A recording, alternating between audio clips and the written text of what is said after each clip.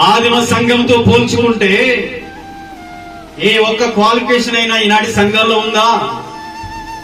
అంత ఉన్న వాళ్ళే తగ్గించుకొని దేవుని సేవకుల పాదాల దగ్గర వారికి విలువైనది, వారికి ఆధారమైన దాన్ని అక్కడ ఉంచి మాకు దేవుడే గొప్పవాడు, దేవుడే మాకు విలువైన వాడు, తర్వాత దైవజనుడని వారు భావన తెలియజేస్తుంటే వారి దాంట్లో ఒక్క క్వాలిఫికేషన్ కూడా లేని సంఘాలు విర్రవెగుతున్నారు. సేవకుని లెక్క చేయాలి.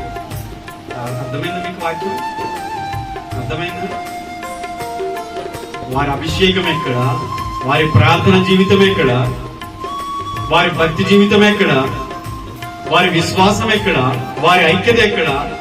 వారి దాతృత్వం ఎక్కడ? వారి కృప ఎక్కడ? దాంట్లో 1% కూడా లేని క్రైస్తవులు, అహంకారము గర్వంతో ఉన్న క్రైస్తవులు సేవకుని లెక్క చేయరు. ఏం చూసుకొని ఈ లోకంలో ఉన్నదాన్ని చూసుకున్నా పోతుంది.